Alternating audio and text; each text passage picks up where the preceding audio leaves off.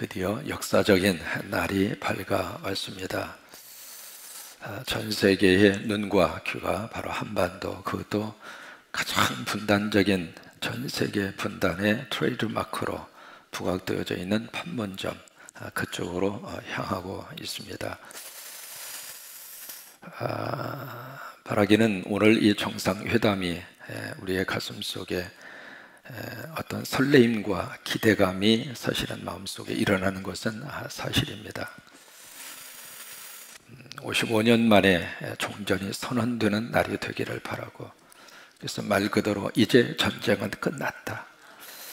지금까지 계속해서 이 종전되지 않는 이 상태, 휴전이라고 하는 이거 하나 때문에 이 한반도에서 일어난 일과 사건들이 어마어마하게 많이 있었습니다. 어떤 사회적인 갈등의 요소가 바로 거기서부터 일어나기도 했고, 그런 의미에서 이 종전을 선언한다고 하는 것은 이 땅의 가장 불행한 불씨를 끄는 순간이라 그렇게 볼 수 있습니다. 그래서 바로 오늘 이 정상회담을 통해서 이제는 전쟁은 끝났다, 더 이상 전쟁 상태가 지속되지는 않는다, 일단은 이것으로 끝이다 라고 하는 종전이 선언되기를 바라고, 그렇게 하나님이 역사해 주시게 되기를 원합니다. 종전이 선언이 되면 70년 동안 원수 관계로 있었던 관계들의 평화 협정이 이루어지게 될 것입니다. 그래서 북한과 미국이 서로 수교가 이루어지는 거기까지 이루어지기를 바라고, 그런 모습들이 순차적으로 이루어졌을 때 마음속에 꿈을 갖습니다. 그리고 하나의 환상을 갖습니다. 우리 자녀들의 수학여행을 북한 땅으로 가는, 평양도 가보고 모란봉도 가보고 울매도도 가보고 나진과 선봉도 가보고, 또 하나 백두산도 여기서 쭉 버스를 타고 백두산까지 수학여행을 가고, 또 하나 그것으로 끝나지 않고 이곳은 한반도, 이 지형학적인 이 위치, 이곳으로 끝나지 않고 여기서 바로 기차를 타고 소련, 러시아를 통해서 유럽까지도 모든 여행이 이루어질 수 있는 그런 역사가 이루어지는 환상과 그런 꿈을 마음속에 가져보게 됩니다.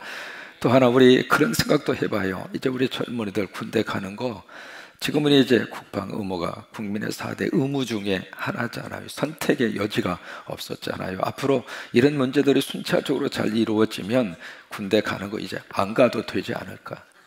가더라도 자원해서, 스스로가 자원해서 미국처럼 그렇게 군대 시스템도 달라지지 않을까. 또 하나, 국방비로 들어가는 어마어마한 그 예산이 이제는 국민들의 삶의 자리로 이제는 흘러 들어가지 않을까.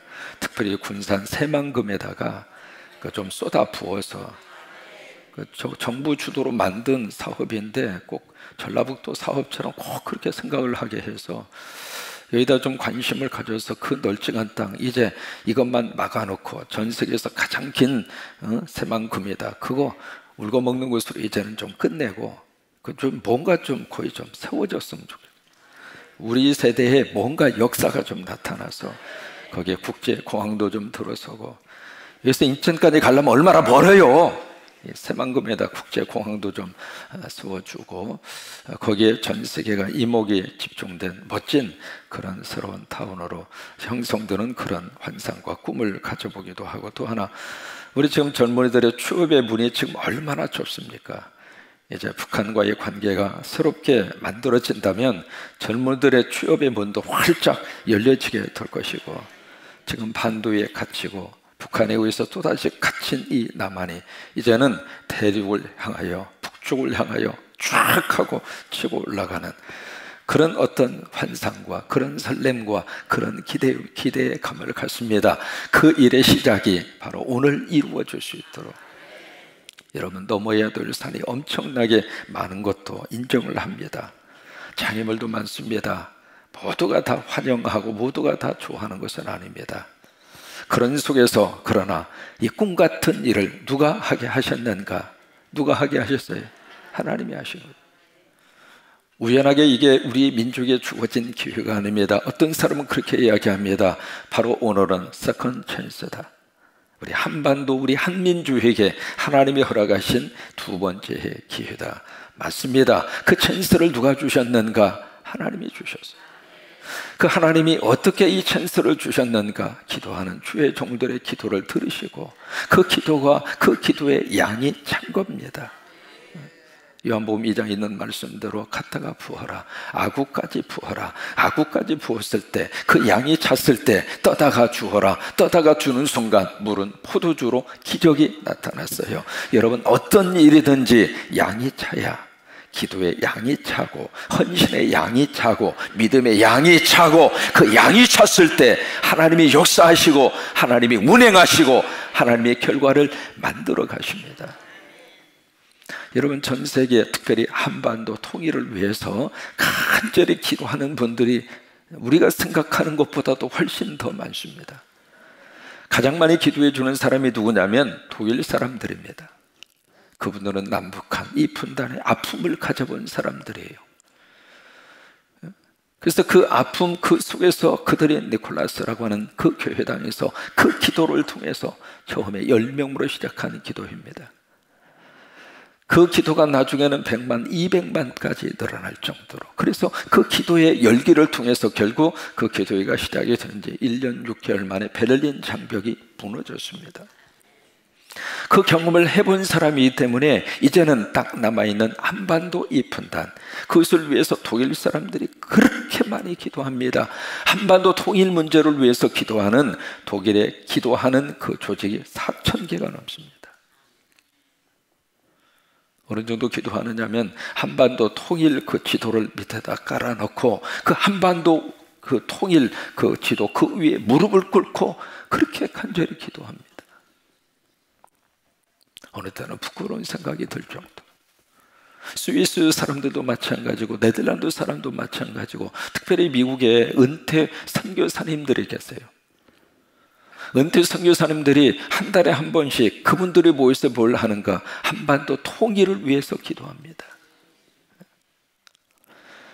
그러니까 어떻게 하다가 보니까 지금 오늘과 같은 날이 온 게 아니에요. 여기저기에 세계 곳곳에 영성이 살아있는 하나님의 종들이 한반도에 대한 환상과 꿈을 꾸게 하시고 그것이 이루어질 수 있도록 간절히 기도하게 하셔서 그 기도의 역사와 열매로 하나님이 오늘을 주신 줄로 믿어요.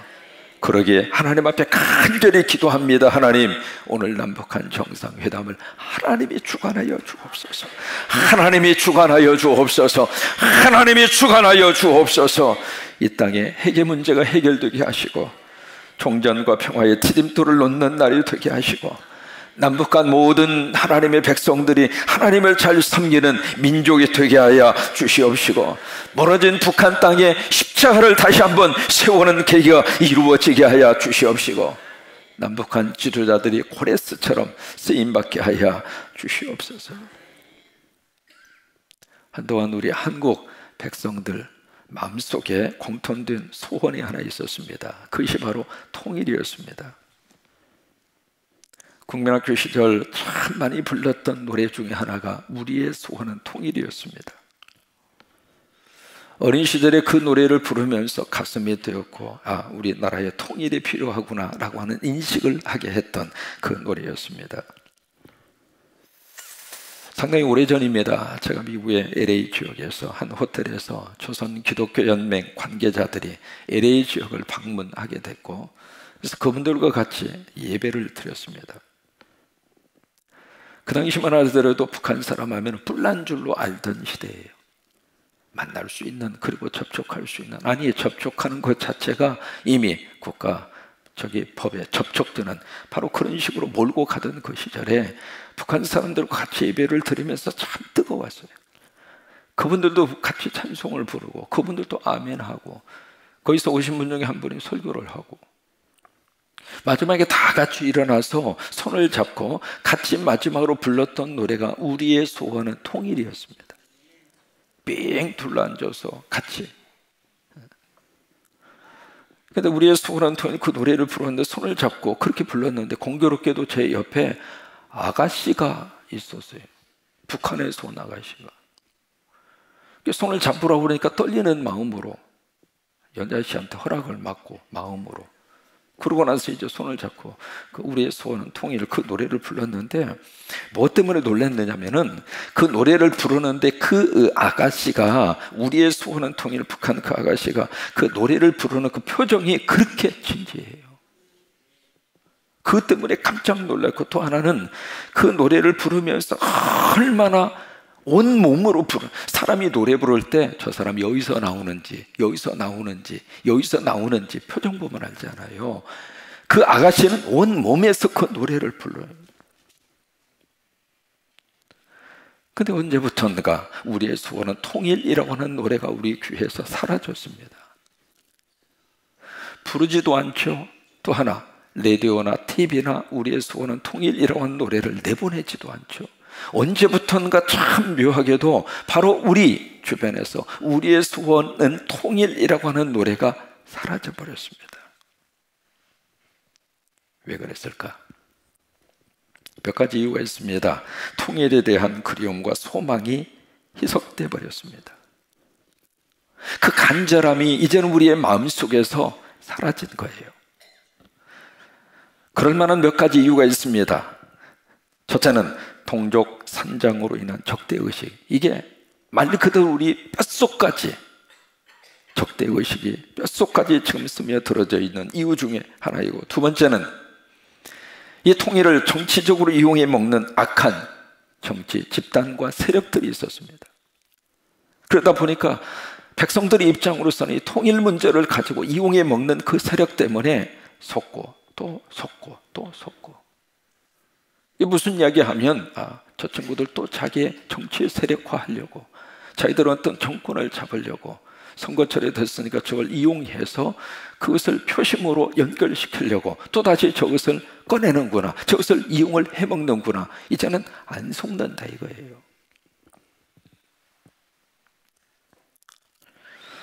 또 하나는 변하지 않는 북한 정권의 적화 야욕.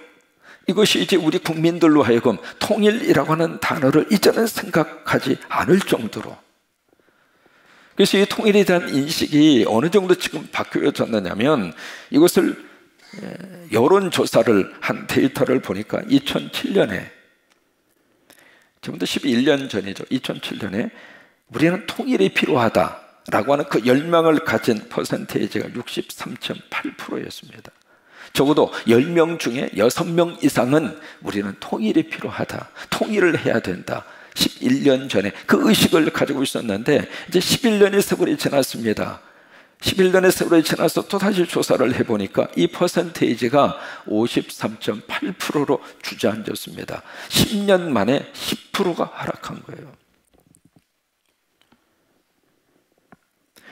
그러면서 통일은 필요하지 않다, 우리끼리도 참 잘 사는데 뭐하러 긁어 부스럼을 만드느냐. 이제 그것이 어디서 나오느냐면, 독일이 통일이 되면서 막대한 통일 비용이 그쪽으로 쏟아 들어가서 서독의 경제가 뿌리째 흔들렸다고 하는 이야기를 듣는 그 순간부터 우리의 소원은 통일이라고 하는 노래가 사라진 겁니다. 기가 막히게 그때를 기점으로 이것이 점점 없어진 거예요. 그래서 통일은 불필요하다. 한쪽에서는 통일은 아무리 애를 쓰고 아무리 노력해도 불가능하다라고 하는 그런 인식을 가진 그 사람들이 무려 24.7%입니다. 국민 10사람 중에 4사람 중에 1사람은 통일은 불필요하다, 통일은 불가능하다, 그 인식 속에 사로잡혀 있는 거예요. 여러분, 이 통일 문제는 해도 그만 안 해도 그만, 바로 그런 문제인가? 마치 남의 나라처럼 그렇게 바라볼 수 있는 그런 이야기인가? 그건 아닙니다. 통일에 대한 문제는 끊임없이 기도해야 할 문제입니다. 왜요? 남북한은 하나의 민족이기 때문입니다. 갈 길이 멀어도 65년의 세월이 지났습니다마는 여전히 우리는 불러야 할 노래가 있다면 그것은 우리의 소원은 통일입니다. 한번 불러볼까요? 우리의 소원은 통일, 꿈에도 소원은 동일, 이정성 다해서 동일, 동일을 이루자. 이 나라 살리는 동일,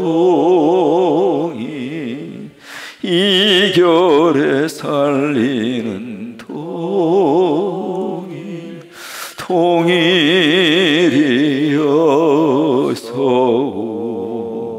오라, 동일이어라.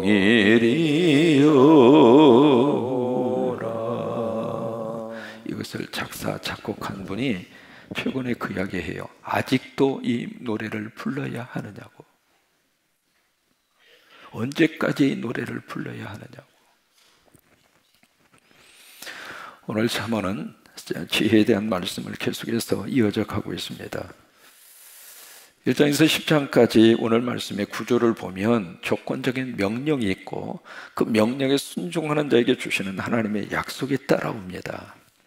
그래서 이렇게 해라, 그러면 그리하면 라고 하는 구조로 오늘 말씀이 그렇게 계속해서 이어지고 있습니다.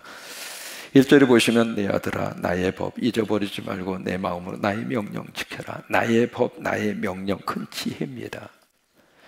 그러니까 하나님이 주시는 지혜 잊어버리지 말고 하나님의 지혜, 그것을 내 명령을 지켜라. 그러면서 2절 말씀에 약속에 따라오죠. 그리하면 장수의 복 그리고 평강의 복을 너에게 주리라. 3절에 인자와 진리가 내게서 떠나지 말게 하고 그것을 내 목에 매며 내 마음판에 새기라. 인자와 진리가 지혜죠. 그 지혜를 어떤 일이 있어도 내가 떠나지 말게 하고 지혜 붙잡고 살라, 그 말이죠. 그것을 내 목에다가 매어라. 그것을 늘 휴대하고 다녀라. 그리고 마음판에다가 새겨라. 그러니까 4절에 그리하면 약속에 따라오죠. 하나님과 사람 앞에서 은총과 존귀의 영임을 받게 될 것이다. 그러면서 9절 말씀에 내 재물과 소산물에 조금 익은 열매로 하나님을 공경해라. 그렇게 하면 10절 그리하면 내 창고가 가득히 차고 포도주 틀에 새 포도즙이 넘치게 되리라. 그래서 바로 그 구조로 되어져 있습니다. 지혜를 붙잡고 살고 지혜를 지키고 살고 지혜를 의지하고 살고 지혜의 말씀대로 살면 그 다음에 이러이러한 약속과 축복을 내가 너에게 주리라. 여러분, 지금도 하나님의 약속은 그대로 이루어집니다. 그래서 하나님의 이 명령 앞에 우리가 아멘하고 순종하면 그 다음에 하나님의 약속하신 대로 그리하면 이렇게 하리라 라고 하는 하나님의 약속의 놀라운 역사가 그대로 이루어진다, 이 말이에요. 특별히 5절과 6절의 말씀은 잠언서에서 익숙한 말씀이잖아요. 5절에 보시면 같이 한번 읽어볼까요? 너는 마음을 다하여 여호와를 신뢰하고 내 명철을 의지하지 말라. 6절 너는 그리하면 내 길을 지도하시리라. 여기에 신뢰하고 라고 하는 단어가 있습니다. 5절 말씀에 마음을 다하여 하나님을 신뢰하고 명철을 의지하지 말라. 이 신뢰한다고 하는 말은 전적으로 맡긴다, 그 말이에요. 99% 맡기고 1%를 안 맡기는 것은 신뢰가 아닙니다. 말 그대로 100% 맡기는 것이 신뢰예요. 중환자실에 있는 환자들은 100% 자기의 운명을 의사에게 맡깁니다. 의사가 이렇게 하세요 하면은 다 해요. 이렇게 누우세요 하면은 아니 나 싫어요. 하기 싫은데요. 내가 지금 내가 이쪽으로 누울 기분이 아닙니다. 그러면서 고집 피우는 환자 있습니까? 일단 중환자실에 딱 들어가면 다 맡기는 거예요. 주사를 꽂아도 가만히 있고 약을 줘도 그 따지지 않고 먹어야 되는가 보다 하고 먹고 시키는 대로 하는 거예요. 이 신랑과 신부가 서로 결혼할 때 해도 똑같은 원리를 가지고 있습니다. 신부는 신랑에게 자기를 맡기는 거예요. 그게 신뢰입니다. 또 신랑은 신부에게 자기의 미래를 맡기는 거예요. 여러분, 비행기 타실 때 비행기 딱 타는 순간 그 비행기 기장에게 모든 걸 맡기는 거예요. 이제 거기서 뭐 좀 자리가 불편하고 뭐 어떤 죄가 있어도 자기 감정대로 비행기 안에서는 행동할 수가 없습니다. 자기 감정 잘못 표현하면 곧바로 거기서 현장에서 구속이 돼요. 그러니까 비행기를 딱 타는 순간 나는 이 기장에게 내 모든 것을 맡기겠습니다. 그래요. 그런데 우리가 속한 교단 이름이 줄이면 기장이에요. 기장. 이 기장이 잘해야 이 비행기 안에 타고 있는 우리 한민족이 바른 방향으로 간다 그 말이에요. 그런 의미에서 우리 기장은 시대의 양심이 돼야 되고 시대의 방향타가 되어야 되고 시대를 끌어안는, 그래서 그냥 우리만 예수 믿고 우리만 잘 먹고 잘 살려고 하는 그런 개념에서 벗어나서 민족의 문제를 끌어안고 한반도의 문제를 끌어안고, 그래서 우리가 한 주간 동안 남북한 문제를 위해서 같이 기도하고 오늘을 위해서 같이 기도하자 그런 거예요. 오늘 특별히 남북한 정상회담을 하나님에게 신뢰하고 하나님에게 맡겨드립니다. 그렇게 맡겼을 때 하나님이 어떤 약속을 주시는가? 내가 내 길을 지도하리라. 내가 내 길을 지도하리라. 그 지도한다고 하는 말을 영어 번역에는 그렇게 되어 있습니다. He will make, 그가 will make, 만들어 갈 것이다. Your path, 너의 길을 straight, 곧게 너의 길을 만드실 것이다 그 말이에요. 하나님이 너의 길, 바로 우리가 가야 할 길, 이 민족이 가야 할 그 길을 누가 곧게 만들어 주시는가? 하나님이 만들어 주겠다. 구부러진 길, 휘어진 길,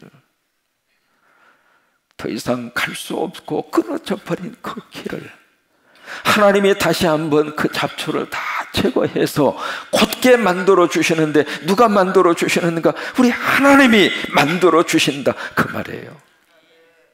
그래서 기도하는 거예요. 하나님, 오늘을 통해서 종전의 그 대로가, 이제는 전쟁을 끝내는 그 길의 대로가 열리게 하여 주시옵소서. 평화의 길을 만들어 주옵소서. 비핵화의 통로가 열리게 하여 주옵소서. 남북한 교류의 그런 행로가 열려지게 하여 주시옵소서. 그 길을 누가 열어주시는가? 하나님이 열어주십니다. 그런 역사가 오늘 이루어지도록 우리 같이 아까 불렀던 찬송 가운데 582장이 있습니다. 특별히 이 찬송은 우리 기장 사람들에게 있어서는 아주 마음속에 깊은, 말 그대로 새겨진 찬송 중에 하나입니다. 왜냐하면 김재준 목사님이 작사를 하셨습니다.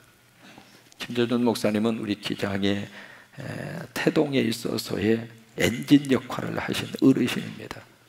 시대의 양심이었고 또 올곧은 믿음을 가지고 우리에게 믿음이란 이런 것이다 라고 하는 것을 보여주신 분이 김재준 목사님이었어요. 그분이 이제 남긴 이 찬송 중에 하나가 582장입니다. 말 그대로 이 찬송 속에 민족을 끌어안는 애국 애족의 마음이 그대로 담겨 있어요.